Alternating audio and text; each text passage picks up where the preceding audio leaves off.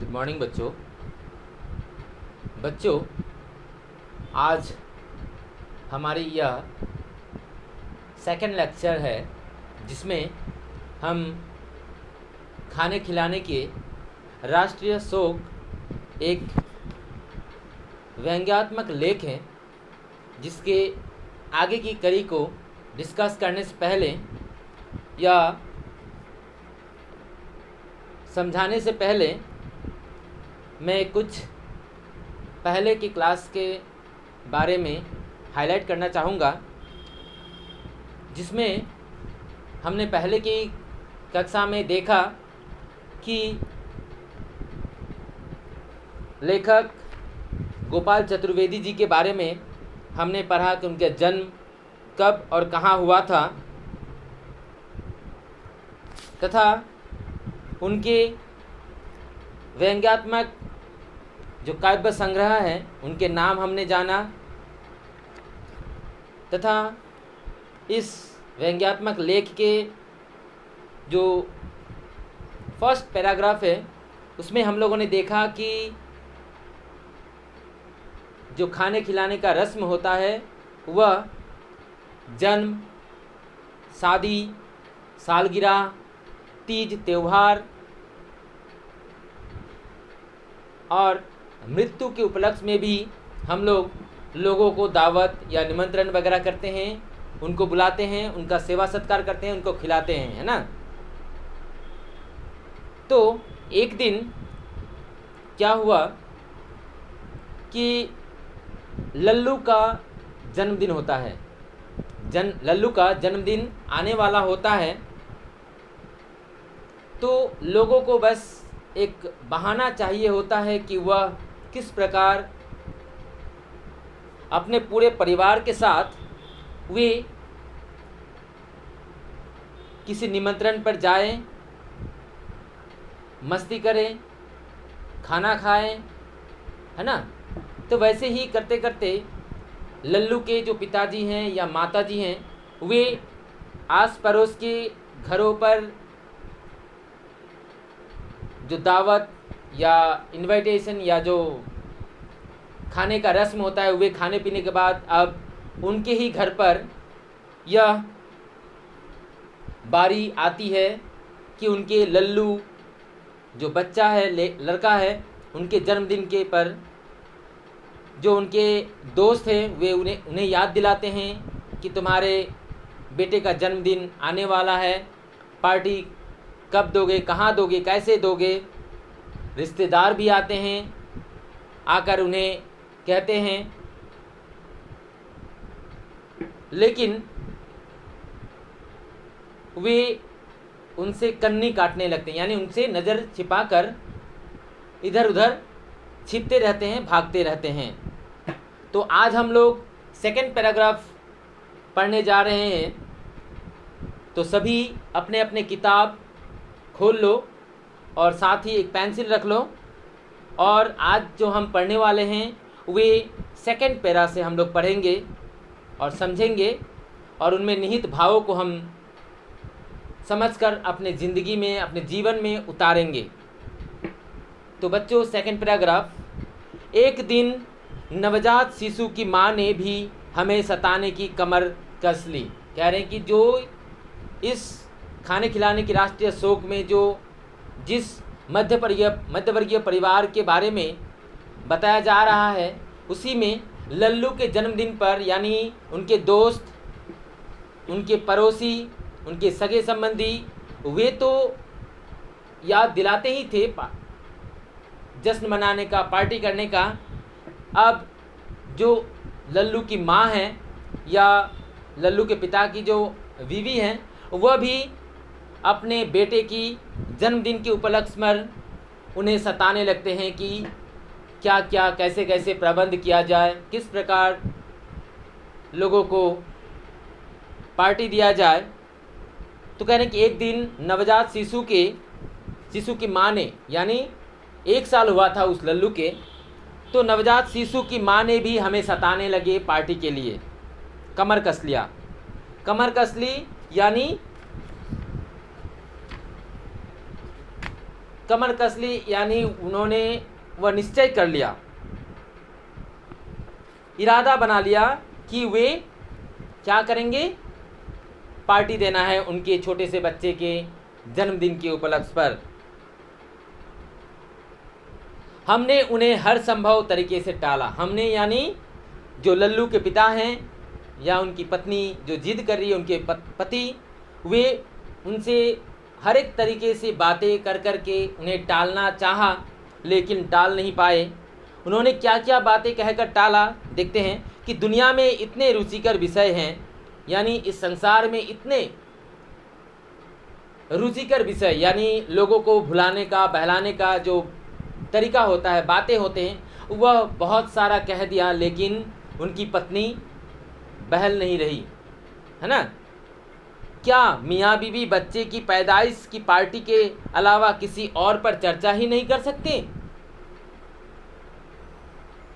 पति अपने पत्नी से कहता है कि क्या बीवी और मियाँ, मियाँ यानी पति और बीवी यानी पत्नी, यानी क्या पति पत्नी बच्चे के पैदाइशी जश्न, यानी जो 1 साल हुआ उनका, या जन्म का जो मुंह मिठाई करवाया जाता है, वे करने के अलावा या पार्टी करने के अलावा और कोई चर्चा की बात नहीं है, वह उन्हें टालने लगे यह सारी बातें कर कर।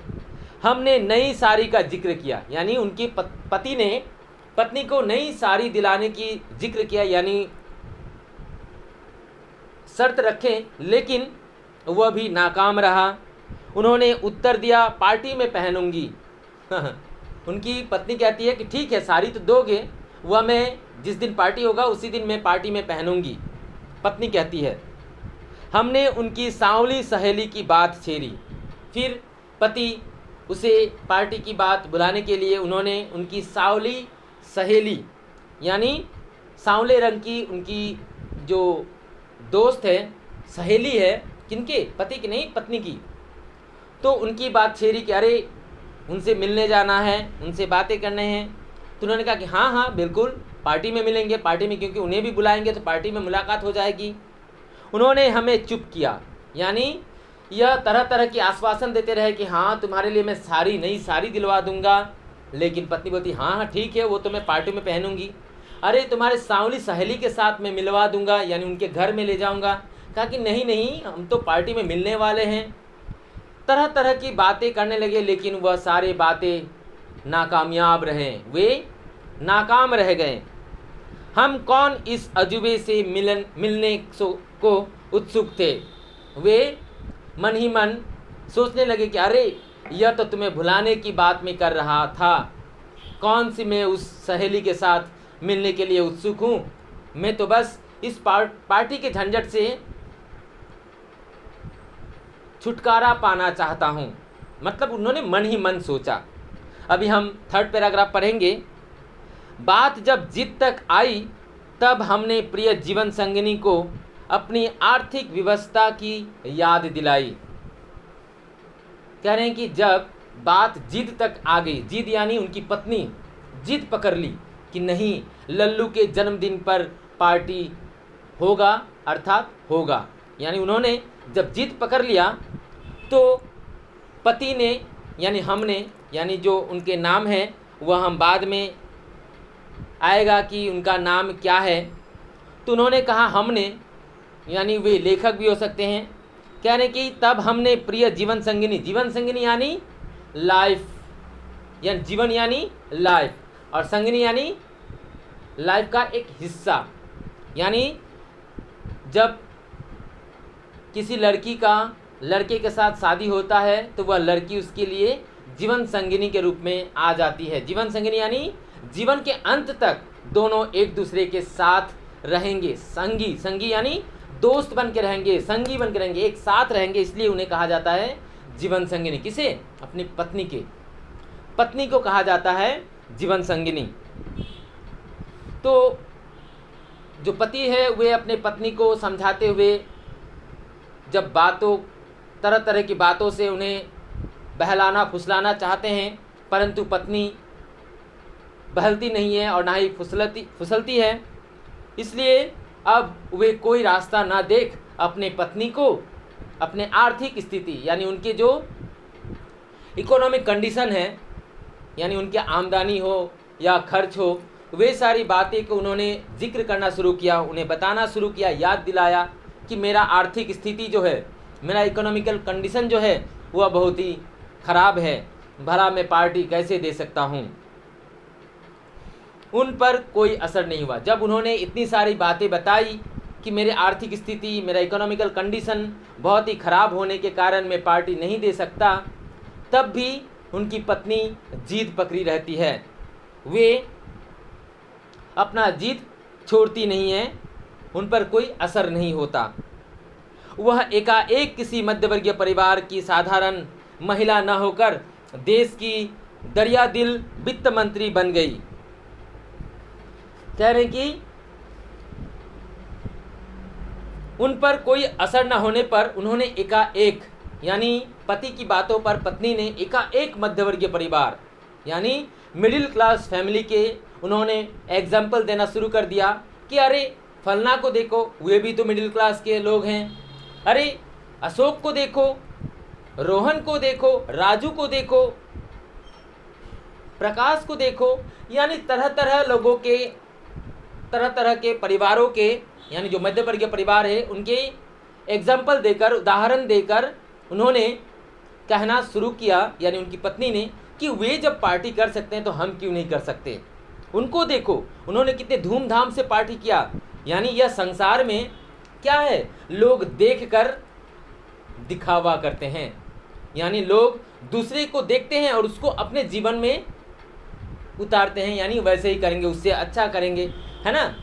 तो वे दूसरों के साधारण महिलाओं की तरह वे दूसरे मध्यवर्गीय परिवार के लोगों के साथ वे कंपेयर करती हैं। दयादिल, दरियादिल यानी दयालु, दयालु वित्त मंत्री बन गई। उन्होंने वित्त मंत्री यानी फाइनेंस मिनिस्टर, उन्होंने तत्काल सुझाव पेश किया, घर का पहला कुल दीपक है, कुछ तो करना ही पड़ेगा, उधार लेना पड़े तो ले लो।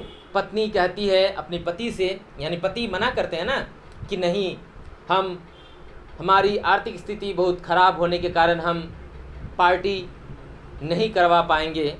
तो जो बीवी है, यानी जो उनकी पत्नी है, वे तरह तरह के आश्वासन देती हैं कि नहीं, सुझाव यानी उपाय देती है, उपाय बताती है, सुझाव यानी नुस्खा बताती है, एडवाइस देती है कि घर का पहला कुल दीपक है। यानी वे कहती हैं, पत्नी यानी उस बच्चे की माँ कह रही है कि यह हमारी घर की, हमारे वंश की, हमारी घर की यह पहला कुल दीपक है, यानी यह जो लड़का लल्लू है यह हमारे घर की पहला कुल दीपक है, यानी पहली बच्चा है, कुछ तो करना ही पड़ेगा। यानी बड़ी न सही, छोटा मोटा पार्टी या किसी तरह इस पार्टी को मैनेज तो करना ही पड़ेगा।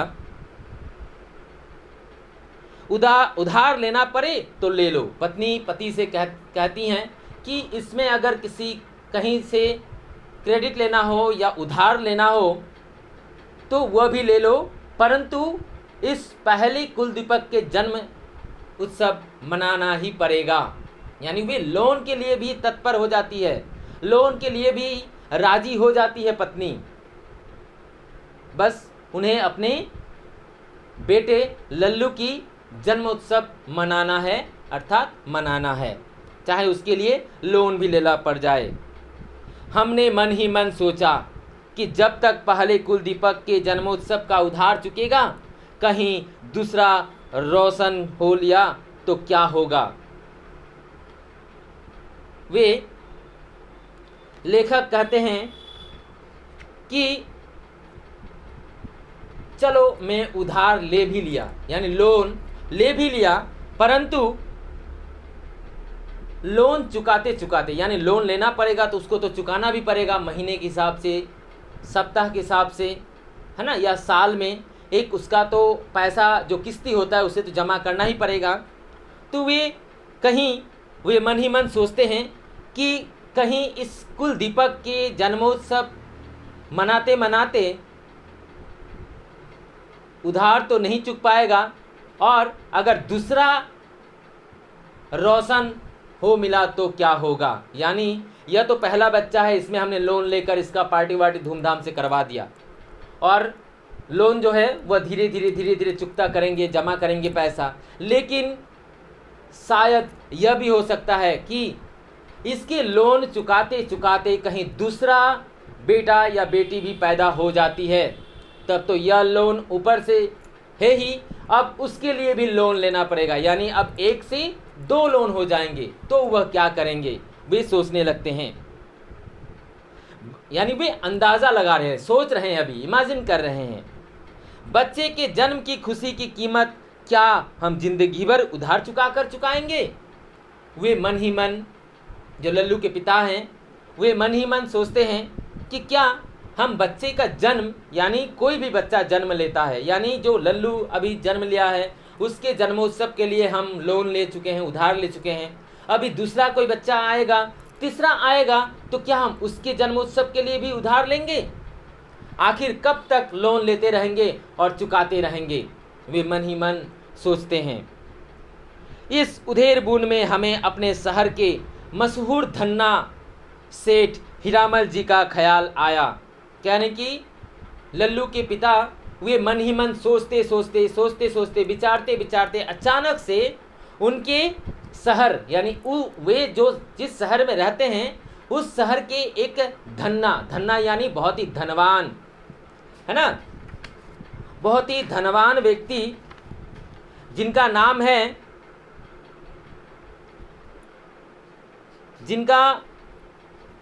है सेठ हीरामल। कहने कि वे मन ही मन अपने बच्चे लल्लू का या बाद में जो बच्चे आएंगे उनके जन्मोत्सव के बारे में सोचते उधार लेने, लोन लेने की बात सोचते उसको चुकाने की बात सोचते अचानक से उनके ही शहर में रहने वाले सबसे धनी व्यक्ति सेठ हीरामल जी का ख्याल आता, याद आता है उन्हें। वह काला धन कमाने की अपनी क्षमता का सदुपयोग हर उपलब्ध अवसर पर अपनी दानवीरता का सिक्का जमाने में करते हैं। कह रहे हैं कि वे सेठ हीरामल जो हैं, जो सबसे धनी व्यक्ति हैं, वे धनी कैसे हैं, यानी वे क्या करते हैं, काला धन कमाते हैं, यानी काला बाजार, है ना, ब्लैक मनी जिसे कहते हैं, ब्लैक मनी, यानी ब्लैक काम करते हैं, उससे ब्लैक मनी आमदनी होती है। तो कह रहे हैं कि वे सेठ कैसे हैं, काला धन यानी ब्लैक मनी रूपी वे धनी हैं, और वे उसका सदुपयोग भी करते हैं। यानी एक तरफ वे ब्लैक मनी कमाते हैं तो दूसरे तरफ उसका सदुपयोग भी करते हैं। सदुपयोग किस प्रकार कि वे दान दक्षिणा दिया करते हैं, है ना। अभी भी इस ज़माने में कुछ लोग ऐसे होते हैं जो क्या करते हैं, कमाते हैं काले धन, लेकिन क्या करते हैं, घर पर कोई कीर्तन वगैरह, कोई सत्संग, कोई पंडितों का भोजन वगैरह करवाता है, गरीबों को वस्त्र दान करवाता है, ताकि वे सोचते हैं कि एक तरफ काला धन कमाकर मैं जो पाप कर रहा हूँ और एक तरफ दान पुण्य लोगों को, गरीबों को खिलाकर मैं पुण्य कमा लूँ। यानी अगर वे काले धन कमाकर उसका पाप का आंकड़ा जो है वे 5 होता है, तो वे दान पुण्य कर दान, खाना खिलाना, मंदिरों में सेवा, मंदिर में सेवा वगैरह कर वे फिर से 5 पॉइंट कमा लेता है, यानी पुण्य, है ना। एक तरफ पाप करता है 5, यानी काला धन कमा कर, है ना, काला धन कमा कर वे पाप 5 केजी अगर या 5 पॉइंट वे कमाते हैं, तो एक तरफ वे दान, खाना खिलाकर, मंदिर की सेवा कर वे पुण्य में 5 कमाते हैं। यानी उनके 5 - 5 = 0, यानी 5 उनके पाप हैं और 5 उनके पुण्य हैं। दोनों को माइनस करने के बाद उनका क्या बचता है, 0। यानी आजकल के जो करप्टेड लोग होते हैं, जो काला धन, काला बाजारी चलाते हैं, वे क्या करते हैं, जितने धन कमाते हैं उतना वे खर्च भी करते हैं, गरीबों में, दान पुण्य में, पूजा पाठ में, है ना। तो वे अक्सर दान वीरता का सिक्का जमाने में करते हैं। दान वीरता यानी दान वान करते हैं, उसमें वे पुण्य रूपी सिक्का जमाते हैं अपनी जिंदगियों में। उन्होंने एक पुराने हनुमान मंदिर का जीर्णोद्धार किया है। क्या है कि उन्होंने एक पुराना मंदिर, यानी उन्होंने एक पुराने, यानी वे पाप करते हैं, तो पाप करने के लिए उन्होंने क्या किया, पाप से पुण्य में ट्रांसफ़र करने के लिए या पुण्य में कन्वर्ट करने के लिए उन्होंने क्या किया है, एक पुराने हनुमान मंदिर यानी जीर्णोद्धार यानी पुराना टूटा फूटा एक हनुमान मंदिर है। बच्चों अंडरलाइन, जीर्णोद्धार यानी टूटा फूटा पुराना हनुमान मंदिर, एक मंदिर। तो उन्होंने क्या किया, जो एक तरफ से काले धन कमाते हैं तो दूसरी तरफ उन्होंने पुण्य भी करना सीखा है। कैसे कि उन्होंने एक पुराने हनुमान मंदिर जो टूटे फूटे पड़े थे, जीर्णोद्धार थे, उनको फिर से निर्माण करवाया गया, उसका मरम्मत करवाया गया। मरम्मत यानी ठीक ठाक करवाया गया। हफ्ते में एक बार वहाँ वह फ्री का भोजन करवाते हैं। हफ्ते में यानी 7 दिन में वे प्रत्येक 7 दिन में क्या करते हैं, उस हनुमान मंदिर में दान पुण्य करते हैं, खाना खिलाते हैं। किसको? गरीबों को, लोगों को, है ना। वे प्रत्येक 7 दिन में वे उस मंदिर में भोजन वगैरह कराते हैं, है ना। करते हैं कि दिनों को, दिन यानी गरीब, एक दिन होता है देश और एक दिन होते हैं गरीब, है ना, गरीब। तो गरीब लोगों को क्या करते हैं, सप्ताह में एक दिन वे वहाँ पर भोजन वगैरह करवा कर वे पुण्य कमाते हैं उस मंदिर पर। हफ्ते में एक दिन फ्री में वे भोजन कराते हैं। क्यों ना हम हीरामल जी से प्रार्थना करें कि जब वह अगली बार मुफ्त की पंगत बिठाएं तो हमें भी बता दें। वे मन ही मन सोच रहे थे और अपने पत्नी को भी कहा कि क्यों ना, क्योंकि 7 दिन में वे एक दिन भोजन करवाते हैं, तो क्यों ना हम सेठ हीरामल जी से प्रार्थना करेंगे, अनुरोध करेंगे कि वे जिस दिन उस मंदिर पर भोजन करवाएंगे या जो दावत देते हैं, खाने के लिए बुलाते हैं, पंगत यानी पंक्ति में, जैसे होता है ना कि हम किसी कीर्तन वगैरह में जाते हैं या किसी विवाह में जाते हैं या किसी पूजा में जाते हैं, तो हम देखते हैं कि एक लाइन से बैठे रहते हैं, है ना। इधर थाली रहते हैं, यह है थाली, इस तरफ इंसान बैठे रहते हैं, इस तरफ भी इंसान बैठे रहते हैं, और यह उनके हो गए थाली। यानी पंगत यानी पंक्ति में, लाइन में, एक पंक्ति में लोग बैठे रहते हैं और उसमें क्या दिया जाता है, भोजन। तो उन्होंने सेठ हीरामल से सोचा कि सेठ हीरामल से अनुरोध करके, उनसे विनय करके, उनसे अनुरोध करके हम जिस दिन वे भोजन करवाएंगे उसी दिन हम अपने लल्लू का भी भोजन करवा देंगे, तो नाम दोनों का होगा, है ना। वे शॉर्टकट में यही सोचा कि हम सेठ हीरामल से प्रार्थना करेंगे कि वे जिस दिन यानी अगली सप्ताह जिस दिन वे भोजन करवाएंगे उसी दिन हमें बता दें। हम अपने शुभ चिंतकों को वहीं आमंत्रित कर लेंगे। उन्होंने कहा कि हम यानी वे जो पति पत्नी हैं अपने लल्लू के जन्मोत्सव पर अपने सगे संबंधियों, अपने दोस्तों को, अपने रिश्तेदारों को, अपने पड़ोसियों को उसी मंदिर, हनुमान मंदिर में वे बुला लेंगे। हनुमान मंदिर में बुला लेंगे जहाँ जो 7 दिन में एक दिन सेठ हीरामल वहाँ पर भोजन करवाते हैं, तो हम भी वहीं पर मौजूद हो जाएंगे, तो एक तीर में 2 शिकार हो जाएंगे, है ना। इधर तो कविता से लेकर क्रिकेट तक सभी स्पॉन्सर होते हैं। कहने कि इधर कविता यानी जो कविता लिखते हैं वे स्पॉन्सर होते हैं, जो क्रिकेट खेलते हैं उसमें भी स्पॉन्सर होते हैं, यानी बंदोबस्त करने का, जो मैनेजमेंट होते हैं, जो ये सारे दायित्व को वे पालन करते हैं, सारे दायित्व को सही सुचारू रूप से वे उसका संपूर्णतः उसे सक्सेस करने में जो मदद करते हैं, उन्हें कहते हैं स्पॉन्सर। स्पॉन्सर यह भी कहते हैं कि जैसे गेस्ट होते हैं ना, उसे भी कहते हैं। तो संसार में एक और चौबे के प्रवेश का प्रायोजित समारोह क्यों नहीं हो सकता। हम भोजस्थल पर सेठ हीरामल जी के सौजन्य से की होर्डिंग लगाने की तैयार हैं। कह रहे हैं कि वे भोजन तो सेठ हीरामल ही खिलाएंगे, हाँ, लेकिन नाम इनका होगा कि इन्होंने करवाया, कि हम भोज स्थल पर, यानी जहाँ पर भोज करवाया जाएगा, स्थल, भोज स्थल,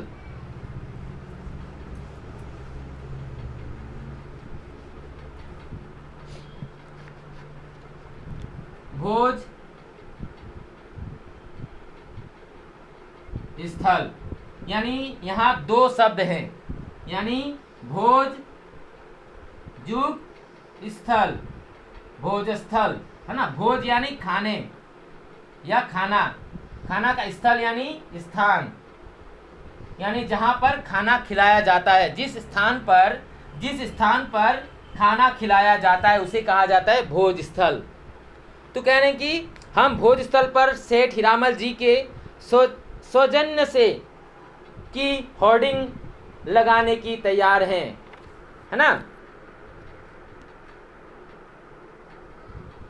की होर्डिंग लगाने की तैयार है, यानी उनके नाम होता है ना कि बड़े बड़े मंदिर में जब किसी प्रकार के कीर्तन, किसी प्रकार का पूजा पाठ, किसी प्रकार का यज्ञ वहाँ पर करवाया जाता है, तो वहाँ पर जो डोनेशन वगैरह देते हैं, जो ज़्यादा डोनेशन देते हैं, जो स्पॉन्सर होते हैं, उनका क्या होता है, एक फ़ोटो होता है, एक बैनर लगाया जाता है। बैनर में क्या होता है, कोने पर उनका फ़ोटो रहता है, इधर भगवान का फ़ोटो लगा देते हैं, यहाँ उनका नाम होता है, नाम के नीचे रहता है कि वे आज इस स्थान पर भोजन खिलाने का प्रबंध किया है, वो भी मुफ्त, है ना, यहाँ पर स्पॉन्सर का नाम रहता है।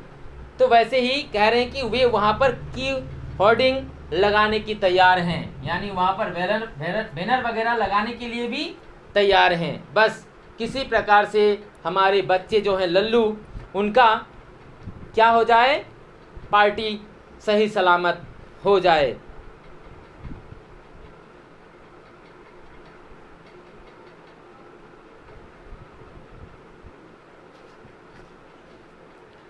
इस 3-in-1 से हमारी अर्धांगिनी का अरमान, सेठ जी का दान और अपना निजी कल्याण तीनों पूरे हो जाएंगे। कह रहे कि जो सेठ हीरामल उस मंदिर में साप्ताहिक 7 दिनों में एक दिन जो फ्री में भोजन करवाते हैं, वहाँ पर अगर हम भी चले जाएं या स्पॉन्सर के लिए मान जाएं तो 3-in-1 यानी 3-in-1 हो जाएंगे, है ना, यानी एक खर्च में 3 काम, एक खर्च में 3 काम हो जाएंगे, यानी 3-in-1, जिसे कहते हैं 3-in-1। हम कहते हैं ना कि 2-in-1, 3-in-1, 4-in-1, है ना, एक तीर में 2 शिकार। तो यहाँ तीर एक ही है, लेकिन शिकार कितने हो रहे हैं, 3। क्या क्या, वे कहाँ कहाँ होते हैं, देखो इस 3-in-1 में हमारी अर्धांगिनी का अरमान, यानी जो पति हैं, पति के जो पत्नी का जो अरमान है कि उनके जीवन कुल, प्रथम जीवन कुल जो है, उनके जन्मोत्सव पर धूमधाम से वे जश्न मनाएंगे, लोगों को बुलाएंगे, न्योता देंगे, दावत देंगे, उन्हें खाना वाना खिलाएंगे, खुशी खुशी विदा करेंगे। यानी पहला अरमान हो गया, उसकी स्त्री खुश हो जाएंगी, है ना, 1 नंबर की स्त्री का अरमान, यानी जो उसका आकांक्षा है, उसका जो आशा है, उसका जो ख्वाहिश है, वह पूरा हो जाएगा। दूसरा क्या है कि सेठ जी का दान, सेठ जी का दान, दूसरा क्या है, जो सेठ हीरामल जी हैं उनका दान भी हो जाएगा, सेठ का दान भी हो जाएगा, है ना। और तीसरा क्या है कि हमारा निजी कल्याण। निजी कल्याण यानी जो पति है, पति का भी कल्याण हो जाएगा, यानी उसके पास जो पैसे नहीं है वह इसी सेठ के दान पर काम हो जाएंगे। यानी एक प्रकार से स्त्री का अरमान भी पूरा हो जाएगा, एक तरफ सेठ का दान भी हो जाएगा और एक तरफ पति का खर्च भी ना होगा, है ना, यानी उनका कल्याण भी हो जाएगा। इसलिए कहा जाता है कि एक खर्च में 3 काम, यानी 3 in 1, एक तीर में 3 निशाना या 3 काम तमाम, है ना। तो बच्चों आज इस लेक्चर में या इस क्लास में हम यहीं तक पढ़ेंगे। आगे की डिस्कशन के लिए आगे का जो हिस्सा है वह हम अगले क्लास में पढ़ेंगे, यानी 3rd क्लास में, यानी तृतीय लेक्चर जो होगा उसमें हम सुनेंगे। तो अभी तक हम लोगों ने बस इतना समझा कि लल्लू के जो पिता है, लल्लू के जो माता हैं, उनका अरमान है, उनका आकांक्षा है, ख्वाहिश है, इच्छा है कि उनके भी लल्लू का जो पहला कुल दीपक है उनके जीवन का, उनका जन्मोत्सव पूरे धूमधाम से मनाया जाएगा। और एक तरफ पति अपने पत्नी को समझाते हैं कि उनका आर्थिक स्थिति बहुत ख़राब है, लेकिन जब पत्नी जिद करने लगती हैं तो पति सोचने लगते हैं कि उसके शहर में जो ज़मींदार है यानी सेठ, जो धन्य व्यक्ति हैं, उनके वह हीरामल हनुमान जी के मंदिर पर दान वगैरह करते हैं, तो क्यों ना उन्हीं दान के सेठ हीरामल से सलाह मशवरा कर उनसे सहायता मांगकर 3 in 1 काम किया जाए। यानी एक तरफ उनकी स्त्री भी खुश हो जाएंगी, दूसरी तरफ सेठ का दान भी हो जाएगा और तीसरी तरफ जो पति है उसका कल्याण भी हो जाएगा, यानी खर्च से वे बच जाएंगे। आगे की क्लास में हम आगे का हिस्सा पढ़ेंगे। धन्यवाद।